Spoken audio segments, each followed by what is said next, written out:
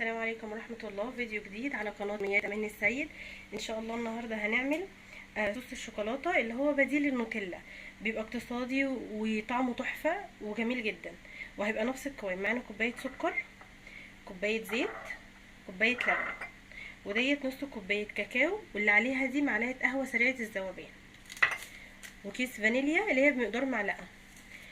في اضافات بقى، يا اما بتحطي بندق مجروش بتحمصيه وبتجرشيه لو متاح، مفيش بتحطي اللي هو اسانس البندق ده اللي هو روح البندق عشان يديكي طعم البندق.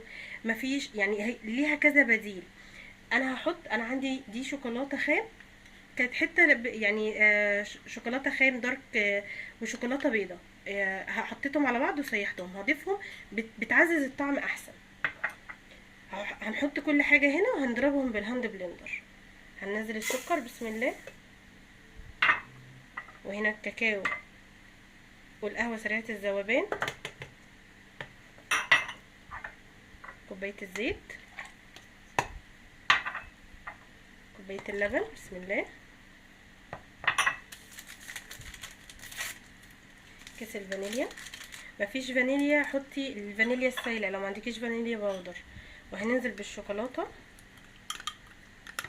دي بتعزز الطعم جدا، وحاجة اقتصادية وسهلة وفي البيت وبتوفر. عايزة تزيني كيكة، عايزة هتعملي وافل، تعملي بانكيك، عايزة صوص شوكولاتة ومفيش، وعندك الحاجة تبقى سهلة وتعمليها على طول في البيت.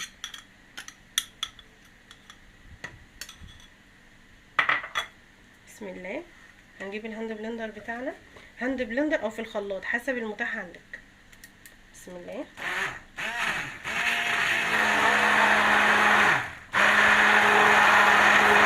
هضرب وارجع لكم عشان الصوت.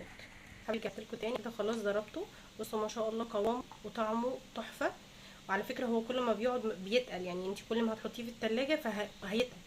بس هنصبه بقى في البرطمان، وكده عملتي صوص اقتصادي يبقى موجود عندك في اي وقت. صلاحيته ممكن من اسبوع اسبوعين في التلاجة. ده كده برطمان اهو، وكمان هعمل برطمان تاني. وفي معلومه تانية، ممكن تحطي فيه اللي هي الاكياس اللي هي النستفيل اللي بتبقى بطعم البندق دي، ممكن تحطيها برضو ظرف، برضو بيعزز النكهه جدا. كده انا خلصت الوصفه. هفضي دول كمان في برطمان كمان، وان شاء الله اقابلكم في فيديو جديد. بس ما تنسونيش في الاشتراك واللايك.